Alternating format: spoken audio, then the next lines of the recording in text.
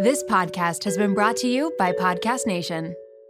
Well, I was going to say something, but then I usually say something and then you get mad because I say something. He at always the end likes of to end the podcast. So and I'm like, I already said no, I was just, you know what? This conversation for me just, it's here. He's still here. Yeah, this is happening. We'll do it live. Fuck it. You're listening to the Laughing Couple podcast with your hosts, Brittany and Ryan Ostafy. Join them weekly as they discuss topics such as relationships, kids, sex, parenting, all unfiltered and all with a healthy dose of laughter. Please welcome your hosts, Brittany and Ryan Ostafy.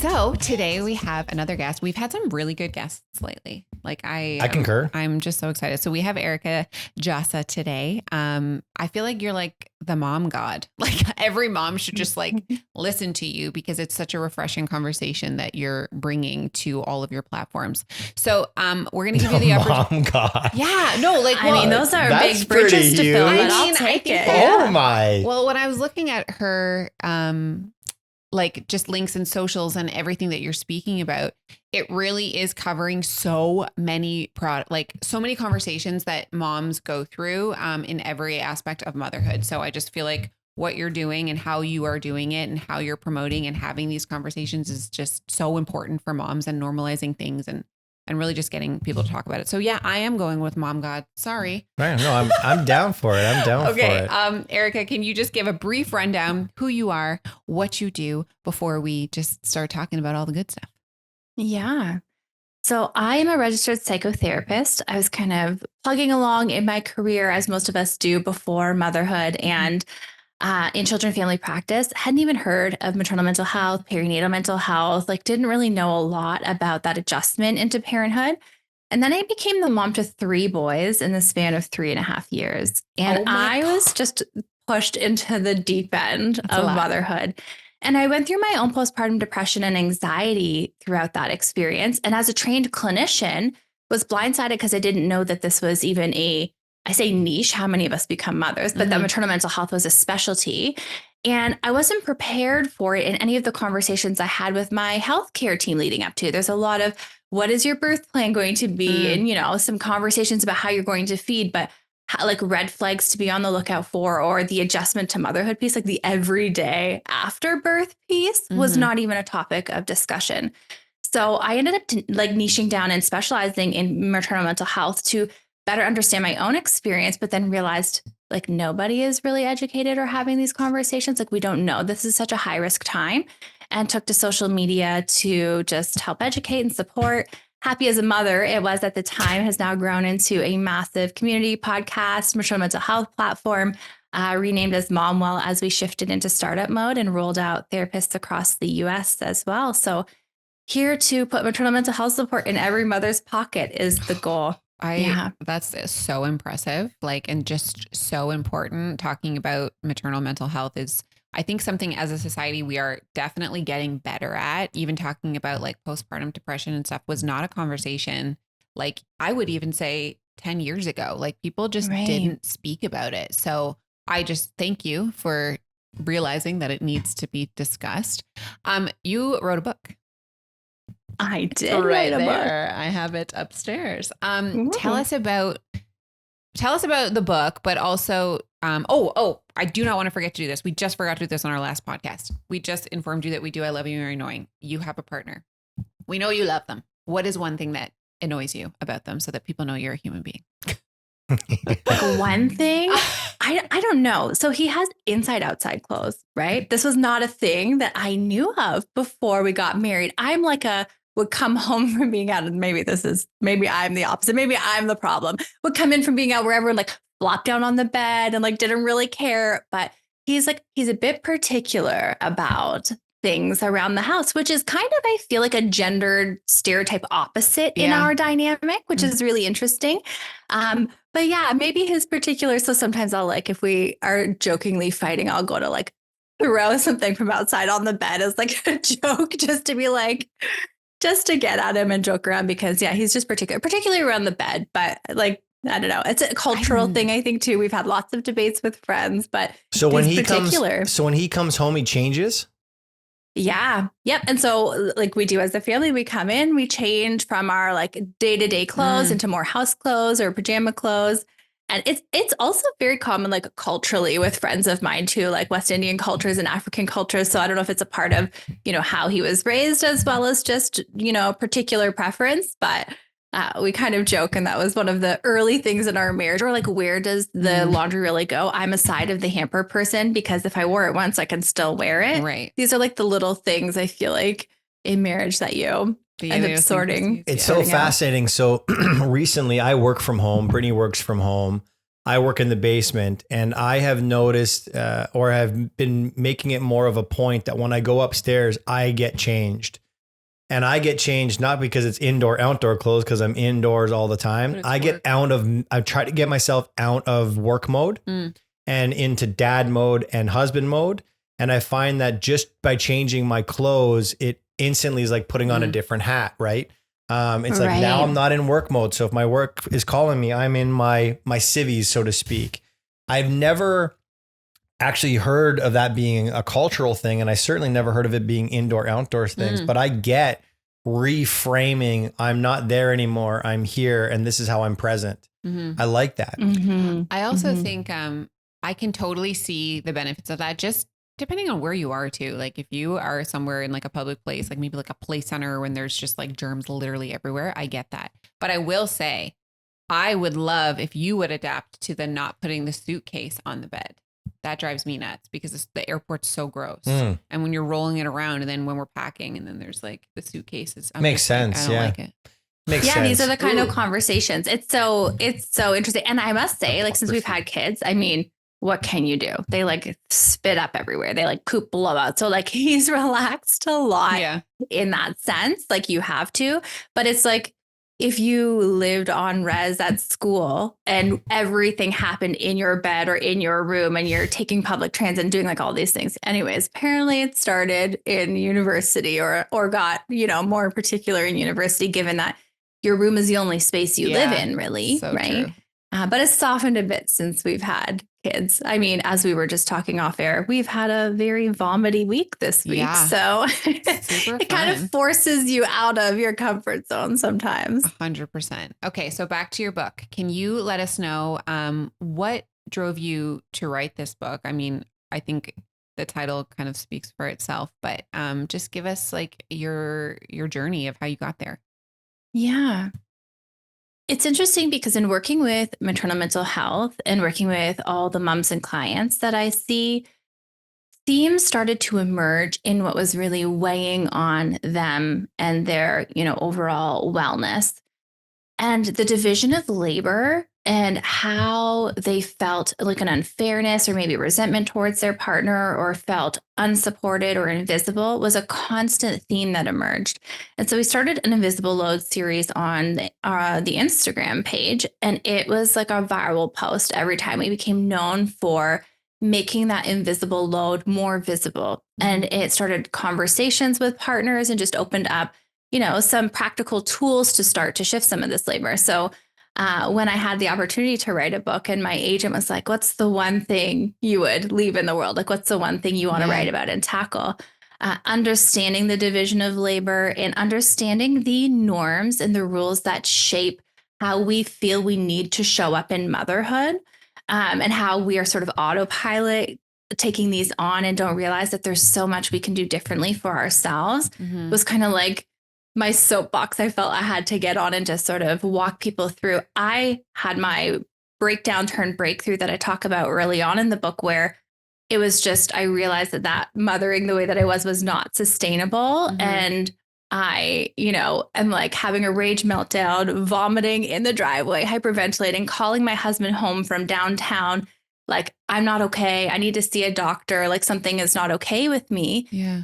Then to digging myself out of all of the load that I was carrying and realize that I could be a guide with all the therapeutic tools that I have and my personal experience to help us relieve some of this labor and enjoy motherhood more. Like, I feel like a lot of people I speak to can like resent the role, not our children, maybe sometimes our children, but not usually love our children, but kind of resent the role and all the responsibilities that come with it. And there's a way for us to enjoy it if we feel like there's less pressure that we have to carry. Mm-hmm. You talk about the term releasing the motherload. Can you kind of elaborate on that and like how someone would do that effectively? Yeah. Well, to me, the motherload is, well, I picture like an invisible backpack. It has all of the essential tasks in it to keep a household running and to keep care running in the home. Mm-hmm. And it gets default handed to mom. I carried this invisible backpack. I felt like it grew exponentially with each child that I added to the family.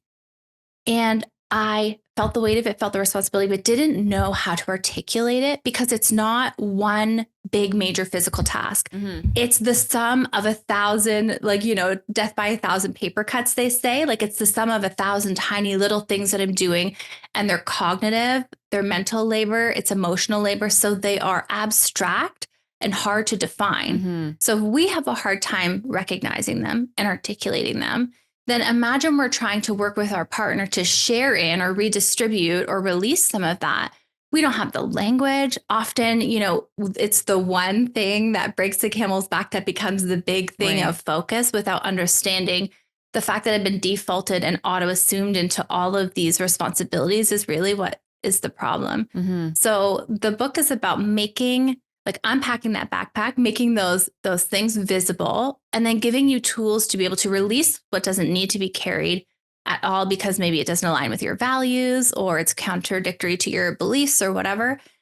And then to be able to have practical, visible tools to take and sit down with your partner to have collaborative conversations then to know that you can work together as a team to redistribute these tasks, invisible cognitive tasks. We have had multiple conversations regarding this topic on the podcast before, and it's always met with a little bit of a resistance from me, Ryan, because from me, yeah, because we really talk about. I mean, you've definitely, been more open to the language now that we've had more conversations about it, but I think it's also too. Ryan had first taken it so personal as like he doesn't have anything going on and it's like only the female. So it's important to like have the conversation so that it's not a make wrong. It's not like I'm experiencing this and it's your fault. Right. It's just like, it's a conversation. But I think like doing some like inner reflecting about, let's give an example. So anytime we go away, vacation, weekend, whatever, I always pack for the kids. Like I'll pack for myself and I will always pack for the kids. And so there is that invisible mental load because I'm making sure that I have literally everything for 3 people. And Ryan will pack for himself. And here's the thing. I don't actually want him to pack for the kids. Part of it's control because I want to make sure that I know that they're going to have every outfit that they need. And if I give that task to Ryan, his brain just doesn't think the same as mine. Do you know what I mean? And so then if we get to a location and I'm like, why didn't you pack Cooper's, whatever it was? And he was like, I didn't know. And then I'm like, well, I should have just done it. And then I'm like, well, if I'm saying, hey, here's a list of everything you need to pack, I might as well just do it. Like it's that micromanaging of like, it doesn't make sense. So I know. I really sound like I'm an idiot. No, it's not right. It's just like, I will think of things that you won't. And here's the issue though. I have created that space. Because for the entirety of our children's lives, I have been the one to pack. Yep. So unless I die, you won't actually have to figure out what that looks like for you. And so we've had like conversations where it's like, okay, so I'm doing that. There's mental load for me. So maybe when we get home, you can take on the task of unpacking. Without putting the suitcases on the bed yet. Yeah, I get it. Yeah. No, there's a couple of really important themes here. One, I think that the conversation around the division of labor and unpaid labor and care work can become a bit divisive in that it can be like kind of anti-partner. Like there can be a real bite to it sometimes.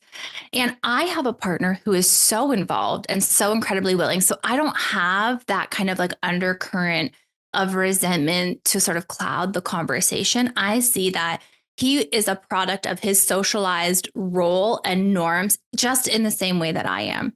So I felt the need to step into being the perfect mom, which meant doing all the, good mom things, air quotes. And he felt the need to get more certifications so that he could advance in his career at work, so he could provide more for our family. And so he carried a very real socialized gender role weight of what it meant to be a father now. And the challenge is that there is so much responsibility that is auto assumed to mom in the home. And it's one thing if we were in 1950 when only 25% of women were working mothers, were working outside of the home. But we're in a day now where 87% of mothers are working outside of the home. So they often are full-time working, but then they're full-time also carrying all of the household, like domestic and care work. So there has to be a redistribution. There has to be an ownership shift, or like an assumption of ownership shift that has to happen. But when we're not socialized or taught or modeled that, it becomes really tricky to figure that dynamic out. Right. And one of the pieces that is so important, there was a second theme there is, well, I want to own this because, I'm better at it. Well, we're better at it because we've been expected to do it and we've had more practice at it. But then also I'm hesitant to release it and let it go because it feels like it's woven into my identity as a good mom. So like a good mom doesn't forget any of the things when she packs for vacation because she knows her kids' preferences and she knows what they want. So unless we do some of the identity work and redefine the criteria for us of what it means to be a good mom, like until we unlink that from like care tasks and domestic tasks in the home, then we will always tug of war and sort of pick it back up, or maybe even micromanage how those tasks get done because they feel like they're a reflection of our worth and our identity in motherhood. So a couple of really important themes there. Yeah, I think for me, we live in Canada. We found out that you live in Canada, right around the corner from us. We are blessed in this country to have maternity leave. And so when we look at the relationship that I have with my wife and she has with myself, when we had our kids, she had 1.5 years to learn these things, to develop habits, to get to know our daughter, to get to know our son, to get to know what they like, what they don't like, and to plan and to create. Whereas for that same 1.5 years, for 9-10 hours of the day, I wasn't present. And when I was present, it was, here I've been with this child for so long, please take care of this child so that I can have a mental break. And I'm happy to do that. I obviously want to connect with my kid, but I didn't connect with my children in those early stages to the level that my wife was capable of doing it. I look at her as an example and she said, well, if I were to pass away, you'd have to learn these things. The truth is whenever she leaves to go away for a weekend with her girlfriends, it's not like the house collapses. It's not like the kids don't get fed. It's not like the kids shit their pants and are walking around. Like, I'm fully capable as an adult to take care of children. I just haven't been put in a situation for the first 1.5 years where I had to manage that. Now you look at that for 2 years with Coop. Now you're talking 3 years where that is the role.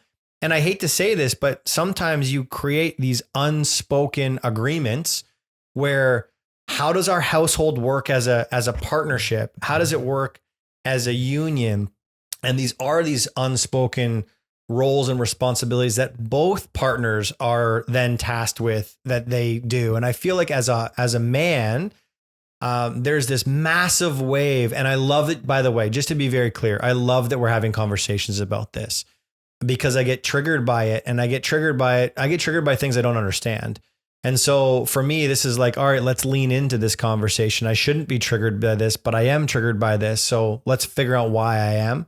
And I look at this and I think it's so difficult for me as a man who cares deeply about my children, who cares deeply about my partner, who provides in the spectrum that I'm asked to provide in, to feel like, or to hear or to get the communication, well, I'm a default parent and I have to do X, Y, and Z. And I'm like, yeah, but I have to do X, Y, and Z and I don't talk about it. Like I have this stresses and this stress and this stress and this stress, and they're all invisible stresses to you because it's the load that I've taken on and that I've managed. And so what I love about the angle that you're taking and how I'm hearing this in your communication is this isn't a morality opportunity. This is a conversation opportunity. This is a workability conversation that needs to happen, as opposed to, yes, we have this invisible load and you have nothing over here. And I feel like in this space, in the social media space, so many women hear the message, they get it slightly wrong, but their feelings are heard. They feel seen, they feel validated. And it's like, husband, to your point, they don't have the language to come and say to their husband, hey, this is how I'm feeling.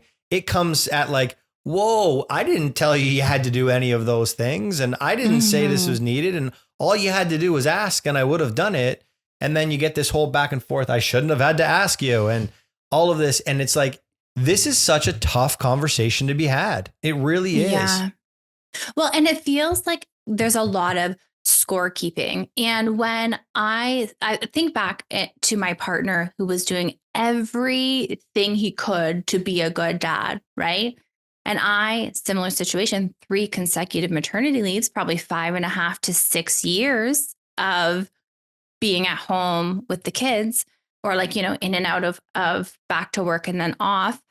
And I acquired something that I call like the maternal knowledge, or just like a being in proximity gives me an insight into preferences and nap times and behavior and, all of the things in a way that my partner didn't have 12 hours a day gone downtown commuting. And so part of the structures that we were in set us up for this imbalance. And what happens is I reached sort of expert level status, if we're going by this 10,000 hour formula. Right. In like what? How many hours a week did he have, or a day per week or whatever? It took him maybe 4, 5, 6 times the amount of time to be in proximity to get all of that knowledge. And so the structural systems are not helping us. They kind of like hinder us. And we have leave. This isn't even in the US where both parents are going back to work often, before a few weeks old. So one of the challenges is when partners get approached with this conversation, what they hear is you're not doing enough or you're not doing a good job. 100%. Right. And it feels like a slight. And until we can like put some of these things out visibly to really understand what we're talking about, it starts to be back and forth, like taking it personally and we're not feeling heard. One of the things that we're talking about here when we're talking about domestic labor and care work is we're talking about an autonomy and a choice over our time. And we're talking about ownership. So, for example, when I had my breakdown turn breakthrough and I started to look around at all of the things in the house and sort of question how I got to this unsustainable place, I'm like, was there ever a conscious conversation that I was going to be the night waker, that I was going to be the care coordinator of the daycare and the camps and the schools and the teachers? Or did we both, not just him, did we both auto assume me into that role? And so I had this reel where I had this clear backpack filled with these bricks, these invisible tasks. And in the reel, I start to take them out and look at them. I'm like, wait, how did my name get on here? Because I didn't put it on here consciously. Mm-hmm. It was forged. It was auto-assigned. Somebody opted me into this task that there was no collaborative conversation about. And when that happens at scale, what we have is moms who work and then all of their time pre-spoken for and taken up by care work and domestic labor. So what we have now is a lack of choice and autonomy over how we spend any of our time because it's already spoken for in being delegated and responsible for these tasks. Mm-hmm. Do you see what I'm saying here? Yeah, and I also think you mean too, like it wasn't delegated from the partner. It's like an unspoken societal. We signed you up for this. Yeah, and I'll tell you, right? This is societally.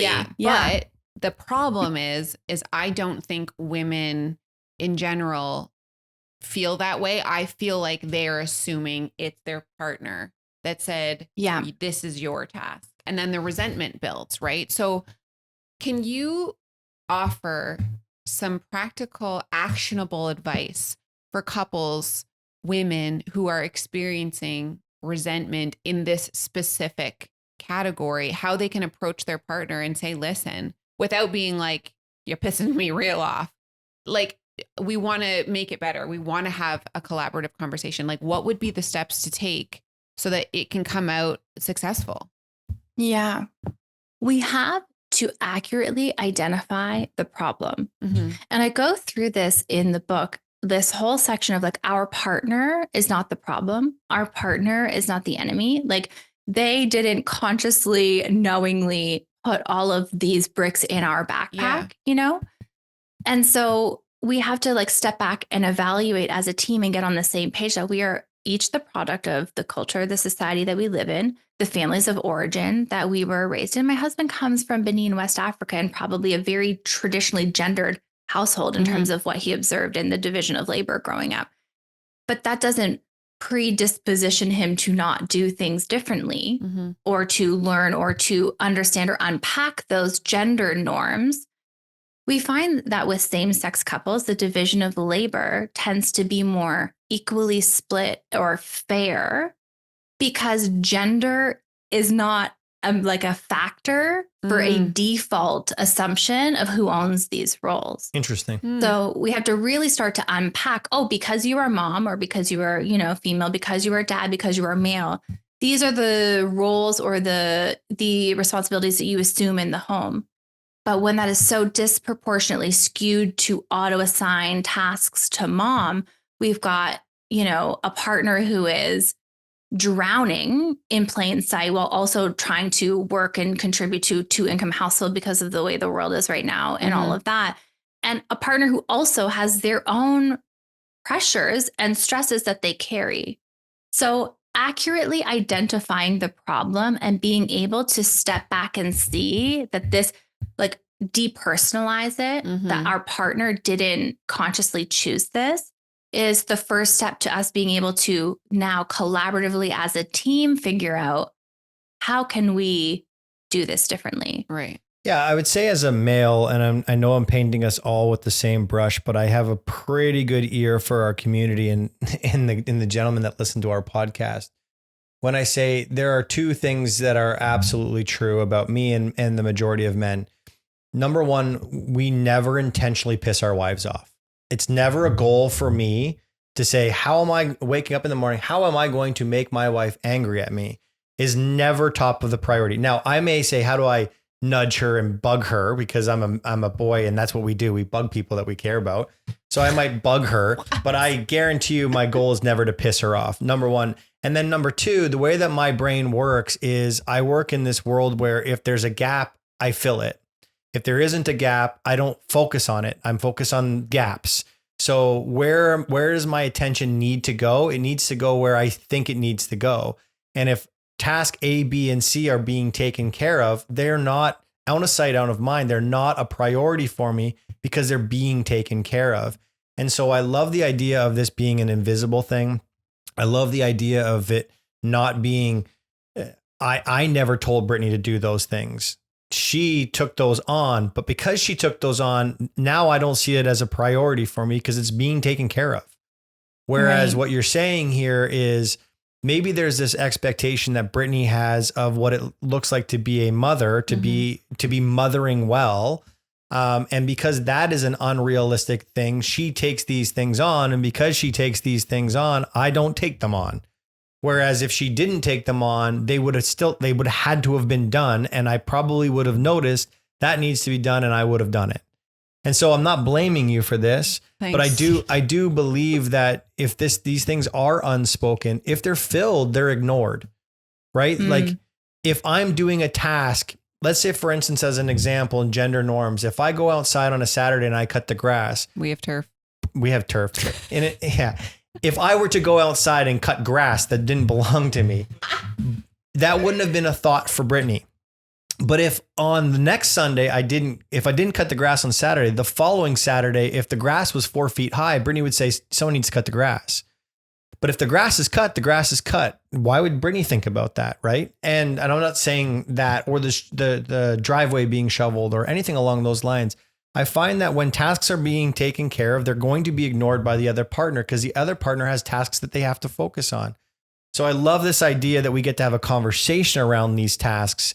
And we get to actually, because I could, as you're picturing this, and again, keep getting triggered by this. As you're picturing this, I'm thinking about my backpack and what did I have in my backpack that I didn't sign up for? Why is there things in my backpack that have my name on it, but they have my name on it? And so when right, some partners didn't sign up for the pressure to be the primary earner of the home. Like they might not. Some partners may even want to stay at home and be the primary parent. So we are all subject to these expectations and these norms. But there is a piece here where you are going to be the one who is asked about the grass or judged by the neighbors for the grass because you are assigned that role by those around us, right? Right. In the same way that if someone comes in the front entryway of the house, mine has shoes and hockey bags, ball hockey bags all over it right now. Brittany's going to be the one who is like, judged or assumed or shamed because people attribute that to being something that she manages and carries. Right. So, but one of the things that we need to unpack is that there are little to no, aside from like actually physically breastfeeding at the breast and delivering the baby out of your vagina or your tummy or whatever. Every other task outside of that is neutral. It is ungendered. Mm-hmm. So what I do in the book is create what I call load maps. And I lay all these tasks out for you and say, okay, let's go through them and who owns what and maybe why, like what tasks, like is gender the default that these are divided out by right now? And start to have a collaborative conversation around, who is carrying what and why. And yes, the thing about moms is they will show up and they will do it. These are essential tasks after all. We're talking about invisible tasks like making sure the pantry is stocked and making sure, the kids have this for school and this for daycare and clothes that is the right size for summer and sunscreen in their backpack. So moms will show up, but partners also have to recognize the mental health impacts that drowning in plain sight is having. Mm-hmm. Even if the tasks are being completed, right? There is a valuing of our partner's mental health and well-being and, what they are bringing to us and saying, I'm in distress. This is too much. I have too much on my plate. I'm carrying too much. And that is not like park our own, sort of feelings for a moment. That's not a tit for tat. It's not to diminish. It's to say, I'm drowning in plain sight right now. Like I can't keep up. And so I need you to step in and relieve some of the pressure, like take a little pressure off the valve. But if you are not in the practice of anticipating, monitoring, researching, planning, and you don't have those skills or that eye honed in the home, it can become really difficult to step in and do that. And so it takes time to build this out. My partner and I started to do this work when my youngest was like 12 weeks old and he's about to turn 6. I can say it might sound like a long track, but 5 years later, he's probably the more default in the home than I am. He does pickups, drop-offs, food, like the primary contact for the school. They don't even know my name. And so it little steps go such a long way to relieve even the littlest bit of pressure off of that valve. And then you're also seeing and recognizing and appreciating, even if you didn't take it off. This is another piece. Even if you just acknowledged, hey, I saw that you did this thing. And like, it's because when we feel unseen, so 95% of moms report feeling invisible. And then they report feeling dismissed and invalidated. And so to even just say, I noticed you got all the new summer sizes for clothes and I didn't even think about that. It wasn't even on my radar. Really appreciate you doing that. Just being seen goes such a long way in like alleviating the distress that we feel in carrying something in isolation. So it doesn't mean that you even have to become the default or it all has to swing your way, right? It's just there's a mutual sort of respect and understanding here that that we value and appreciate this invisible work that's essential to keeping the home going. Mm-hmm. Yeah. Like, I mean, you are pretty good at that. Like Thank you. Ryan will say, like our youngest just had, senior kindergarten graduation. So I was, talking with other moms and Ryan was like, what are you doing? And I explained to him, like, there's a whole thing that's happening behind the scenes. And he was like, shit. He's like, I had no idea that you were doing all of that. Like, thank you so much. And then there are other things that like Ryan is really bad at. No, that was going to say that you do that I have no idea that you did. Mm-hmm. Right. Like we both also are very aware of our strengths. Like I'm better at certain things and Ryan is better at certain things. And we are absolutely happy to like stay in those lanes because like for instance, Ryan is way better financially at investments. I am not good at that, nor do I like it. So I am so appreciative that I have a partner who can take on that mental load because it's a constant thing.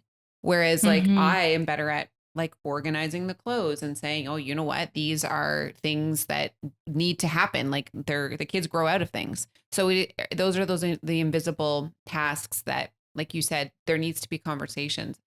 I love the idea of like, I think you said the road maps. Is that what they're called? Yeah. I tried to alleviate, moms having to do more of this work of like, what are all the invisible things and write them out. So I created load maps for all of these sort of key areas around feeding the home and fun and entertainment and, holidays, groceries, like all of the things so that you can sit down with your partner, maybe one a week, if that feels like a, reasonable amount. Like we don't want to flood ourselves or overwhelm ourselves.